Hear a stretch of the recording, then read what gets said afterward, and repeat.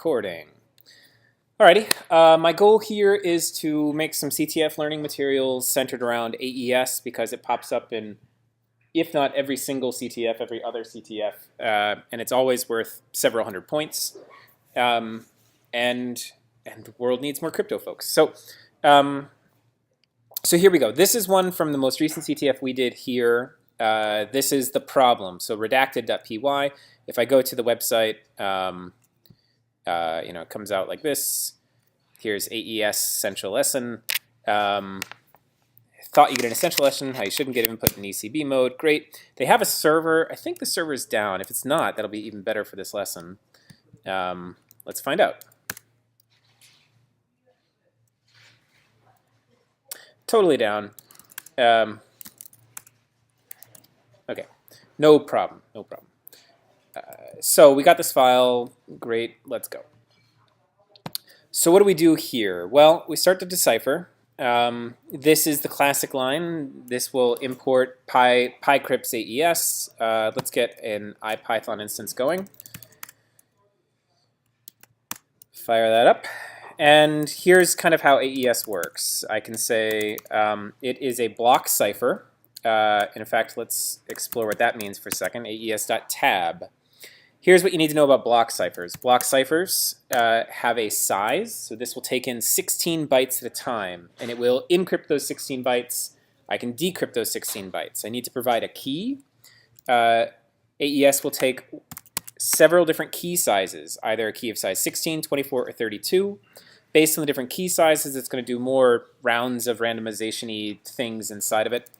And then it has different modes. So the modes that pop up most often in CTFs are ECB. This is electronic code book mode, which is the dumb mode. It just takes every 16 bytes and encrypts it. And it helps, I think, to see Wikipedia on AES. So let's just type AES into Google. What? It's the fourth one? It's crazy. All right, this is how AES works in the guts, but we generally only have to care about that every once in a while. Like, I've only had to care about that in one CTF, and that was for like a side channel attack. But I do want to see kind of, see also,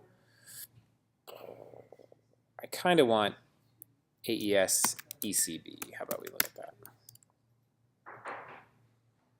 Block cipher mode of operation. That sounds good.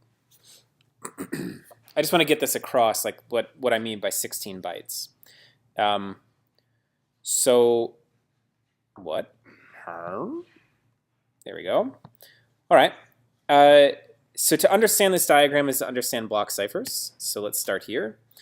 If I'm going to give you text, the text is either going to be less than 16 bytes or more than 16 bytes. If it's less than 16 bytes, what I'll do is pad it until it's exactly 16 bytes. Run it through the block cipher and spit that out. The cipher, of course, needs a key. So if I change the key, I'll get completely different text. Even one bit changed in the key should give me a completely different ciphertext. One bit changed in the plain text should give me a completely different ciphertext. There should be zero leakage of any sort in any way. Now, what if I have, so 16 bytes is 16 characters, of course. If I go to 32 characters, then I have to do encryption on the first block and then encryption on the second block. The key is that a block cipher is the atomic encryption thing. It does one 16-byte chunk of encryption, period, and everything else is about finding ways to use that cleverly. It's in order to let us like study this one atom and build the universe from it. Here is a different mode by which I would take, here's 48 bytes of text, and before we did 48 bytes like this, here's 16, 16, 16. We would encrypt, encrypt, encrypt. Oh, this is the decryption, fine. Encrypt, encrypt, encrypt, and we'd get 3 blocks of ciphertext. All right, that's how it's going to deal with, this is ECB mode. This is, dumb mode. All right, this is a slightly better mode, CBC, cipher block chaining. It works like this. We take in the plain text, we XOR it with random bytes. The initialization vector, or the nonce, is used once only, XORed with the plain text, and then put to the atomic cipher. So this is still ECB mode just in that little block. the mode is kind of how we use that block. So it's just kind of the window dressing, so to speak. Do you have a question there? Okay. So we take plain text XOR with the IV, encrypt it. Then we take that XOR with the next block of plain text, encrypt that. Then we take that XOR with the next block of plain text, encrypt that. And what will come out will be 3 blocks of ciphertext and probably a block of the IV, either at the beginning or at the end, or they just tell you separately, here's your IV. Somehow they have to communicate which 16 bytes are the IV and which 48 bytes are the ciphertext. When you go to decrypt this, it goes the other way. You take in the last block of ciphertext, you decrypt it and XOR with the previous block of ciphertext to get the last block of plain. Then you decrypt that second block, XOR with the first block to get the plain. Then you decrypt the first block, XOR with the IV to get the plain. So in order to do decryption, you do everything exactly in reverse. And XOR is this beautiful thing that, you know, A XOR B is B XOR A XOR B XOR A is B. You know, it undoes itself. So this XORing here is like taking the output of that and reversing it. So this is addition, this is subtraction. It's the same operation. XOR is, you know, cool like that. Okay, so be it. So let's do it. This, by the way, is the classic example of why ECB sucks. Yeah. So is ECB not chaining? It's not chaining at all. Here is this image encrypted with ECB mode. I don't know what each block is going to look like. That is truly random. But if there's lots of blocks that look the same, they all come out the same. So there's an inherent flaw in using ECB mode, which is that the same input gives the same output. And with that, you know, things are crackable. And that's why, by the way, we introduce the IV. So like level 1 or level 0 encryption is every time you encrypt message A, you get ciphertext B, no matter what. In level 1 encryption, you do some randomization. That's what this IV is for. So every time you encrypt message A, you get something different. And you can never tell whether or not it was the same message A or not. That's better encryption. Okay. And there's not something inherently wrong with ECB mode either. It can be used securely in the context that it's used. It is the guts of all other modes and whatever. It's just, it does what it does well, and that's 16 bytes at a time. Okay, well, now let's look back at our challenge. Okay, from select, import select. Great intro, Okay. Flag redacted. So this is the one that they gave us publicly. They've got a server with the other one. Now for us to match the server, I will do my own flag and my own key. So I'll go 1, 2, 3, 4, 5, 6, 7, 8, 9, 0, A, B, C, D, E, F. And then I'll just do that twice. So they do an assertion there at line 25 that each is exactly 32 characters.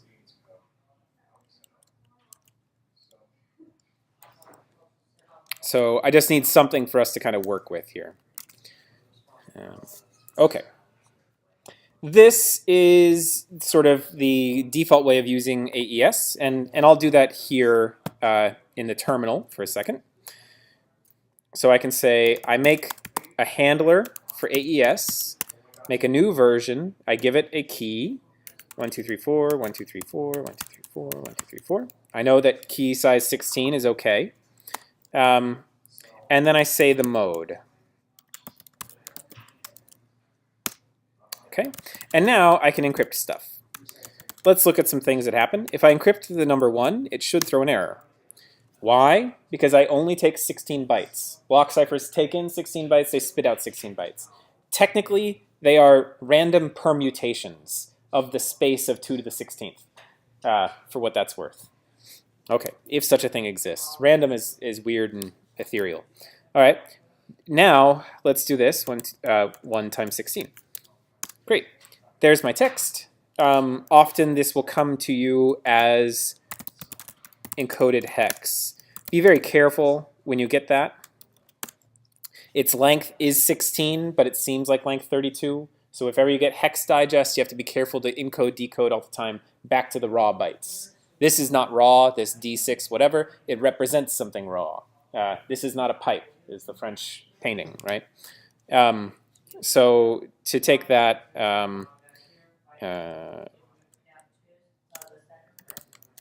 this is actually 16, whatever. Okay, step one is never mixing your hex and your plain text, or your hex and your raw bytes, so to speak.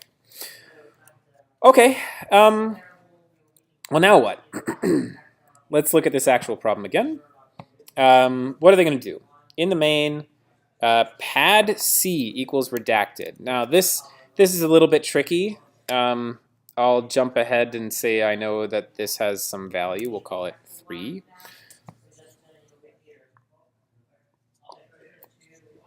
All right, what are they going to do? They're going to write the intro, spit it out, and then they'll just let you encrypt as often as you'd like.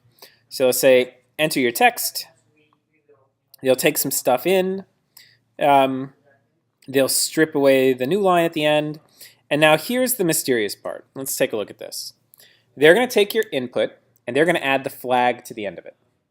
Then they're going to check the length, and here we're doing a padding. All right, so let's look at that padding in just a second. In fact, let's look at it now. Jump over to my terminal, not my system preferences. Terminal. Let's say L equals 3. Paste. That pad would give me 32. Let's say L equals 17. 32. L equals 33. 64. Okay, what are they doing? They're doing an integer division by 32, adding 1, multiplying by 32. If L mod 32 is not 0, otherwise just give you 0. So L equals 32, the pad is 0. Okay, let's see how they're using that. So this function will give me a step function. I guess L equals 0 will also give me 0. So this thing gives me a step function of sorts with weird 0 points. Okay, then they do an L justification of the padding with the pad character. Well, let's take a look at what that does. And then finally, they just encrypt and encode that as hex, and that's what we get back. All right. Now this is, I think, Python 3-ish. So let's pop out of there and go into Python 3. This is what we need to do. Great. I'll say plain text equals Andy rules. Length of plain text is that. Say L equals that. Oh, yeah. We know that the padding will come out as 32 in this case. And so they were doing plain text. Oh, yeah, all sorts of wacky things. Plain text dot ljust.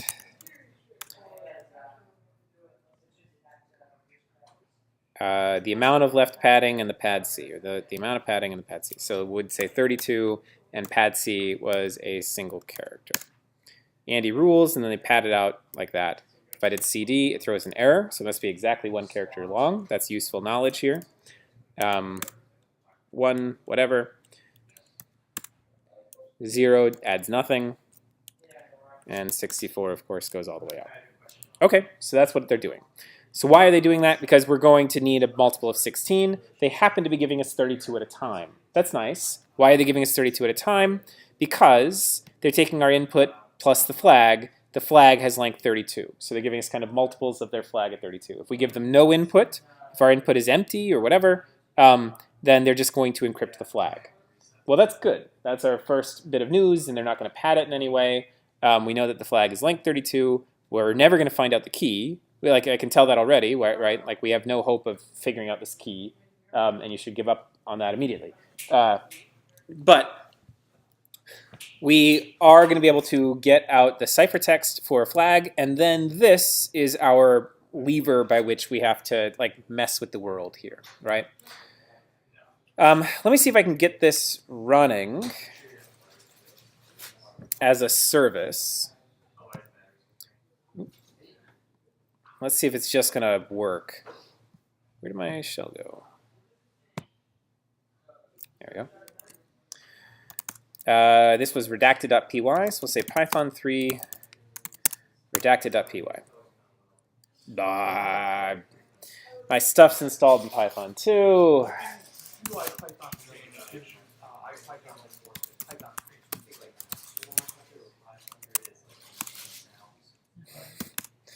Yeah, all right.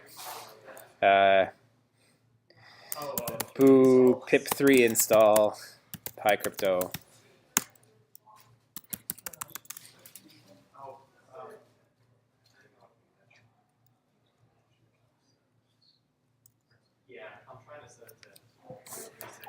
fun way to solve this problem is to alias Python to Python 3 and then forget that Python 2 exists. No, Python 2 is fine. I like Python 2. I have all my favorite things. Oh, successfully installed PyCrypto 2.6. For Python 3, I hope. Okay. There we go. All right. Lol, you think you can steal my flag? I'll even encrypt your input for you, but you can't get my secrets. Enter. What? Your enter does nothing. Bytes object has no attribute in code. Is this actually Python 2 all along? Oh, it says right on the top, Python 2. Good. I'm just wasting your time. Sorry, video goers. What? You don't have Python or PyCrypto installed? I guess I just always use IPython. Oh. There we go. All right. Now a couple things. If I hit enter every time, I get this.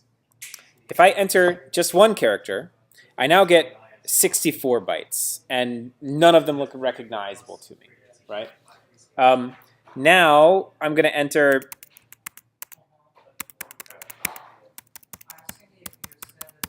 32 bytes. And what I'm looking for is C11CCE879 somewhere in there. And there it is. This is validation to me that the block cipher is working as block ciphers ought to, whatever. You know, I'm a very untrusting guy. I do these things slowly. So be it. Here's my flag. I put in 32 bytes. That means this is the encryption of the first 32 bytes. This is the encryption of the flag. Okay, now, if I put in 31 bytes, this is maybe the essence of this thing. If I put in 31 bytes, oh.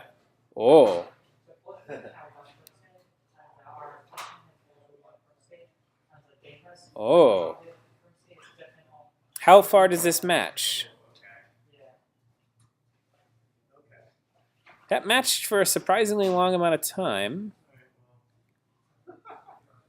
Ah, I know how long it matched for. 16, right? So this guy's padding at 32 bytes at a time. Here, this is 16 bytes of encryption of that's identical, right? This one is now different, the next 15 bytes. So here's the thing. If I take this and I encrypt it, if I can successfully predict the first character of the ciphertext, it will be the 32nd character of what's getting encrypted. Since it's taking my input and this plain text and putting it at the end, if I just give it 31 bytes of nonsense and encrypt, and now we know the flag started with 1 because we wrote this flag. So I put 1. Now, if I compare this one to this one, oh, sorry. Compare this one to...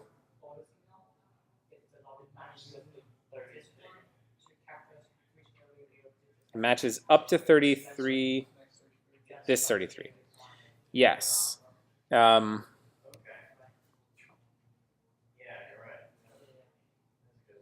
Good. This is 32 bytes of encryption. And here we see the flag again, right? Because I put in 16 characters. And no matter what I put here, I'm going to see the flag at the end. But the fact that I see the exact same thing I got here with only 31 bytes of input tells me that the first byte of the flag is 1. Does that make sense to you? Yep. If I... Yikes, forget that. All right. So here's 31 bytes of input. And now I'm going to put the letter capital A. All right. And I'm going to compare it against this one. I should match on the first 15, or the first 16, which is true up till this 23BD here. And then after that, I get complete nonsense for 16 bytes. And then I go back to matching. What that tells me is that these 15 bytes, or these 16 bytes starting, here, are different than the 16 bytes here. Well, clearly, I changed a 1 to a capital A.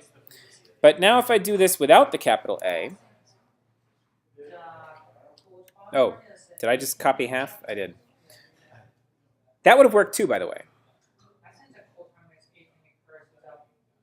I need a 2 at the beginning of this. If I grab exactly 16 bytes, I can skip a step. And my opening here should match what happens in the center here. We're looking for B89 in this guy. There's my B89 up to the somewhere in here-ish. Maybe there. B89 through 4290511. 06C.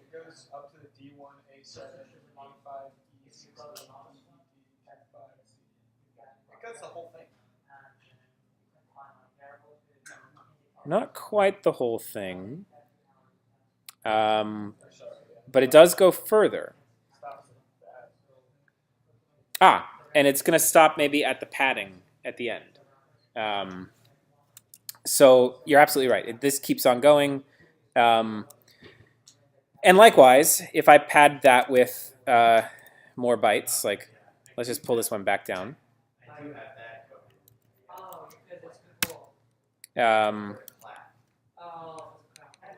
Then here I'm going to have 16 bytes to throw away.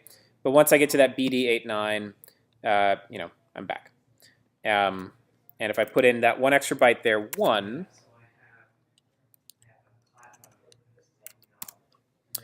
I now match here, and I continue to match.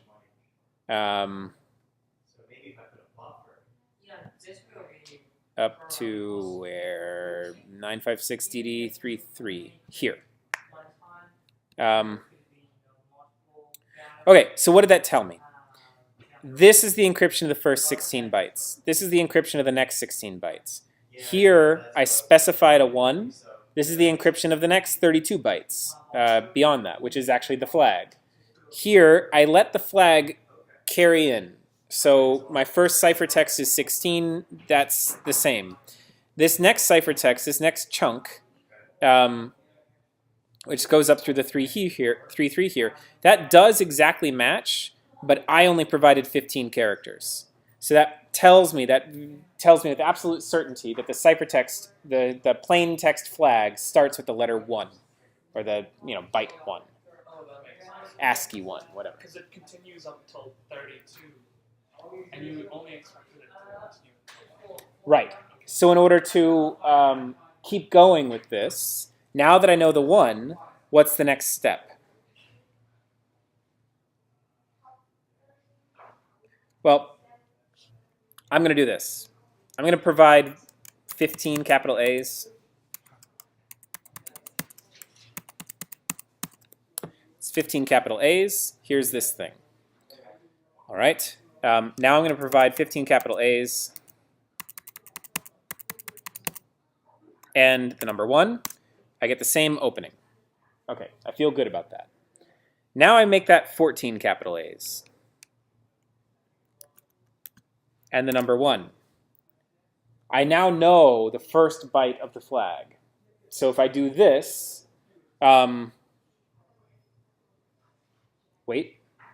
thinking, wrong. If I do this with 14 A's, I get something which looks different. And now, if I go back to to this one and put in 1, 2, I'll get the same starting. So what I need to do is put in 14 A's, check that, grab the first 16 bytes out, then put in what I know about the flag so far, plus the last byte, 2 bytes of flag that I'm guessing. And if I'm right, I'll see it match, and if I'm wrong, I won't. So let's try that again with something we know is wrong, and we don't match. We might match later, but not here. But not for the second. Not in that first block, right? So my goal is now to write an algorithm that can interact with this program, give it A's, try every character as the 16th character until it matches the input of 15 A's. Great, and you know how much of the thing should match. Exactly. I know exactly how much should match. So we're still doing a brute force. It's just a depth first brute force with character by character confirmation. Character by character brute force is not brute force. I wasn't saying it's the same size, but Right. same Same principle, way faster. vastly different runtime. Right. Because this is going to cost me 16 times the number of printable characters. 16 times 50 or whatever it is. Yeah. That's nothing. As opposed to trying all 2 to the 16th inputs or whatever, right? That's going to cost me forever. Sorry, 2 to the 16th inputs is not correct. It's 16 bytes, so 256 to the 16 inputs. That's much more correct. Okay. Now, what do you know what's going to go wrong with this? How far will this take me? No. So This will get you the first half of the flag? exactly, this will get me the first half of the flag. Good insight. So let's test it out sort of towards the end. AA, 1, 2, 3, 4, 5. Oh, I got to do some math here. 7, 8, 9, 10, 11, 12, 13, 14, 15, 16. That was hard. There, that matches. Okay, cool. I can keep this up until I have found the first 15 bytes of the 16 bytes of the flag.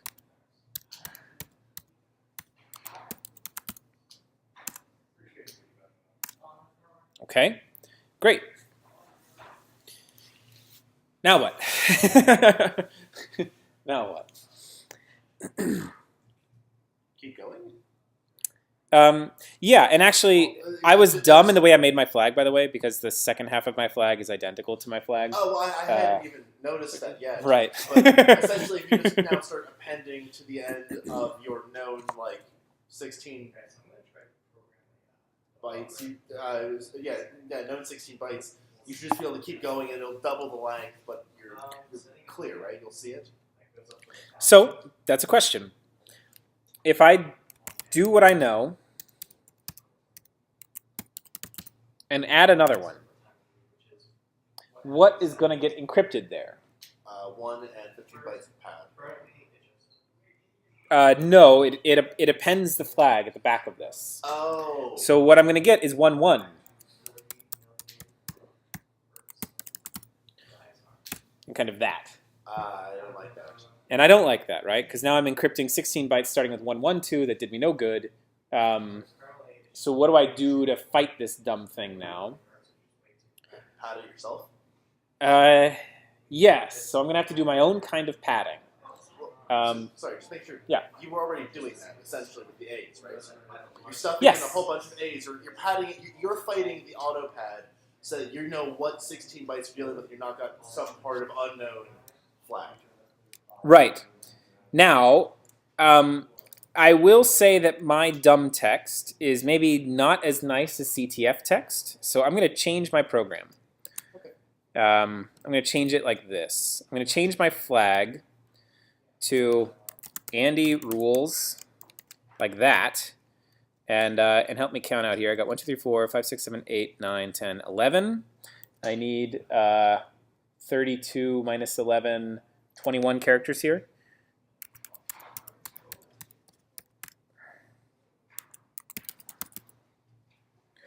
That's 16, 17, 18, 19, 20, 21, 22. 21. All right. Hey, I've got an assert in there. This will either just work or it won't. All right. Okay, now we have different things, whatever else. I start breaking it the same way before. 5, 1, 2, 3, 4, 5, 1, 2, 3, 4, 5, 1, 2, 3, 4, 5, 1, 2, 3, 4, 5, 1, 2, 3, 4, 5. Did I miscount?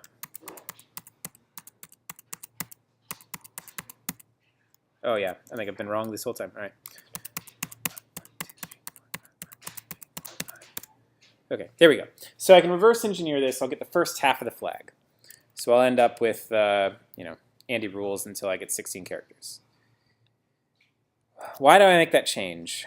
What do we do next? 1, 2, 3, 4, 5, 6, 7, 8, 9, 10, 11, 12, 13, 14, 15, 16. Oh, that's convenient. Okay. Now, what happens here? Now we kind of have to go back to the whiteboard for a second. We got the first half of the flag.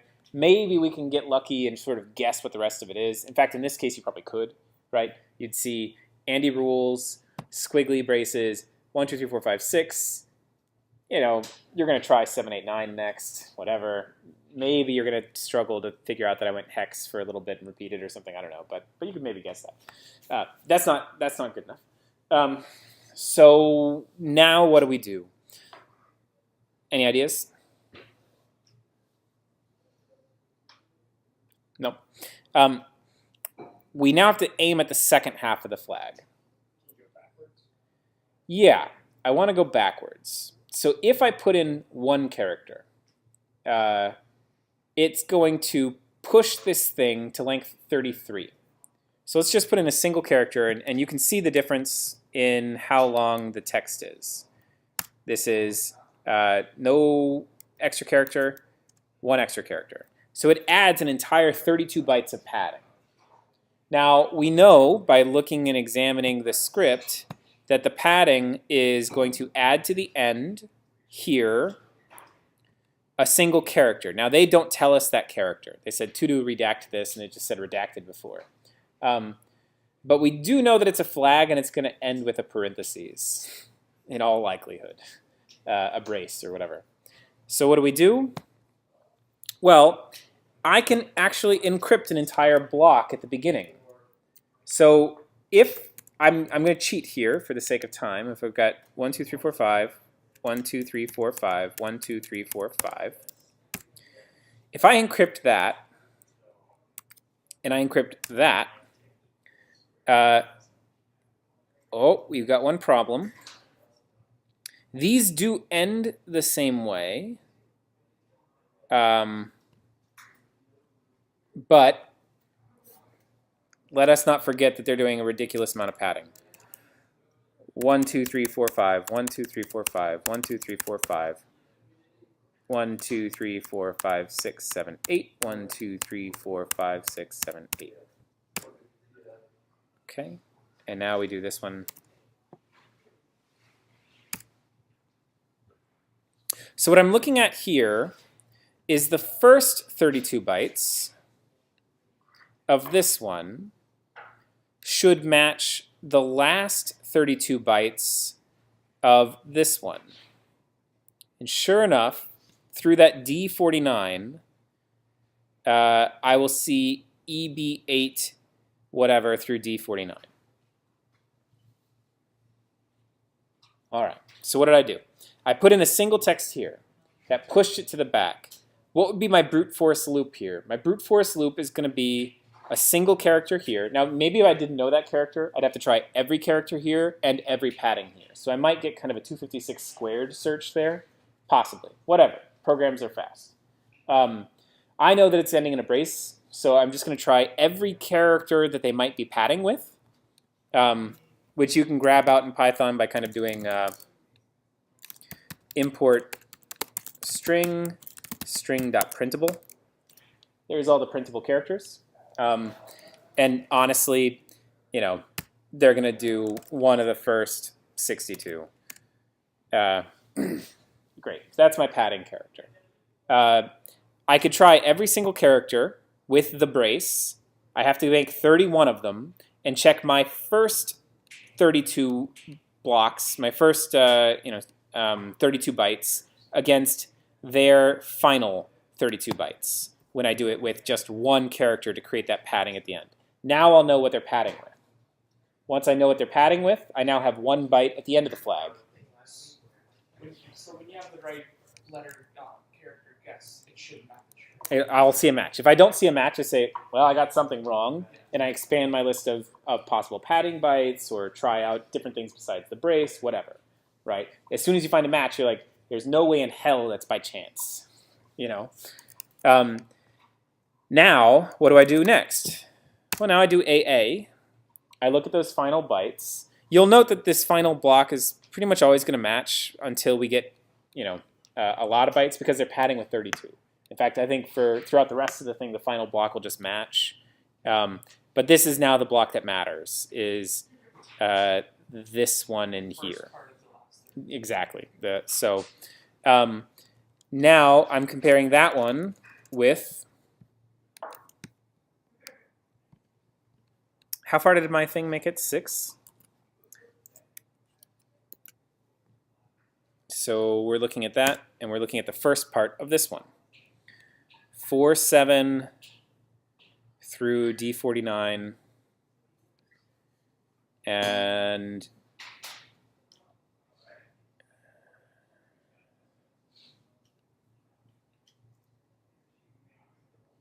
I'm not seeing my 4, 7.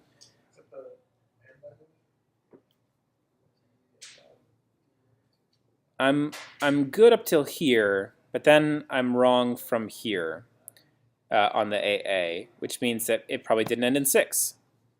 Let's go back. Yep, I was right. It ended in 5. I mean, I was wrong, or whatever I am. Ah! Don't do that.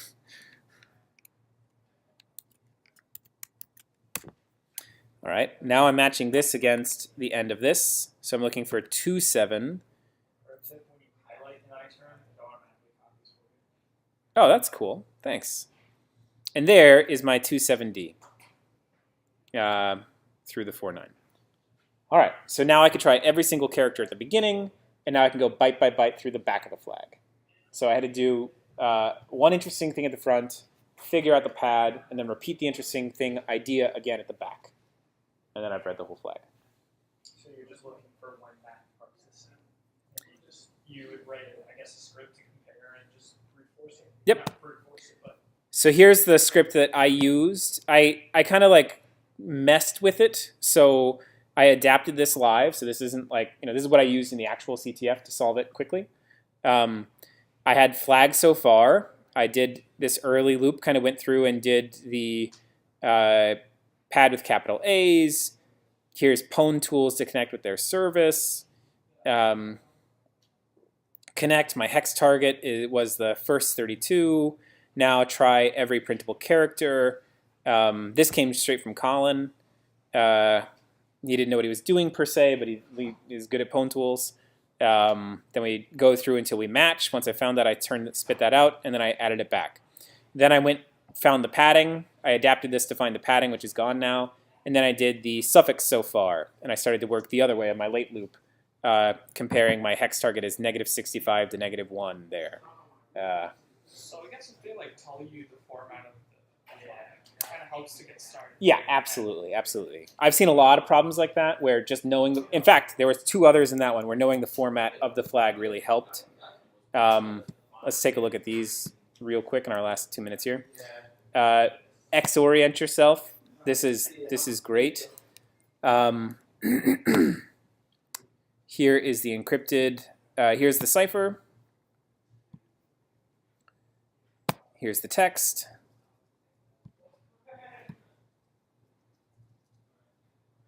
Oh, I already have it down there. Fine. Let's take a look at that cipher. This one is doing XOR of a message and a key, and they're going through the entire length of the message, character by character, XORing a character of the message and a loop through the key. So this I mod the length of the key is going to take XOR with the key, then repeat the key, repeat the key, repeat the key, repeat the key until the message is done. They validate that the key is alphanumeric, and that the key length is 9, and that TUCTF, the flag format, is somewhere in the message. Awesome. Now break it, and this was really easy. Why is this easy? Well, let's take a look. X-oriented. It's Redux. Right. Hell, did I write a script for this? I just did it.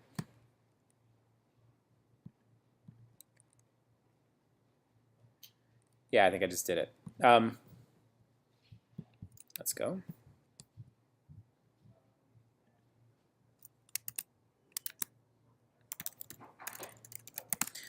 We're going to go into Xorient, IPython. When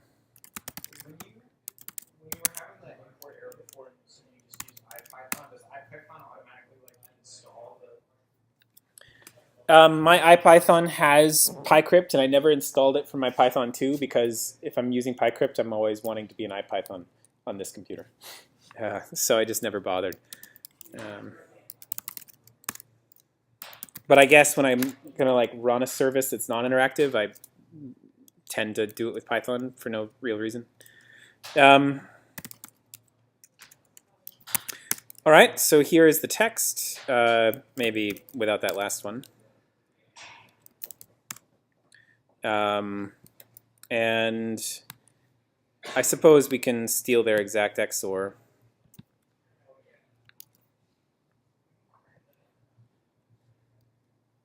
Actually, no. I kind of prefer the Pwn Tools XOR. Okay, let's do this. Sorry, I don't mean to be solving yet another problem here. But to Vineeth's point, if we're doing XOR of the ciphertext at spot I through I plus, what did I know? TUCTF tilde, or brace, 1, 2, 3, 4, 5, or 6 characters. So let's take every possible thing and do CUTCF that. And just do print. All right, and look for anything that looks human.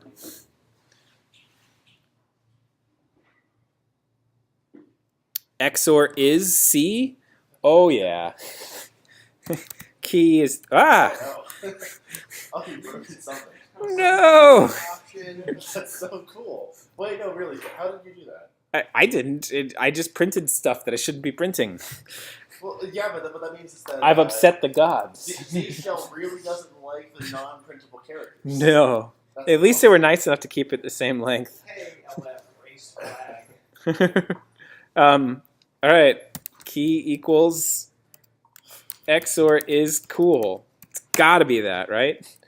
And now just do XOR key and CT. Yeah. I didn't like that. There it is. There's.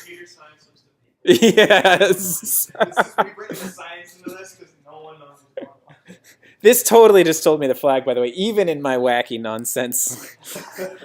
Yes, quit. Ah! No! It's worse. Oh, good. Yikes. All right. XOR all STD out. Okay. This was another one. That was a great problem there. Fine. F equals file encrypted read long string. /software board. That was worth it, right? Okay.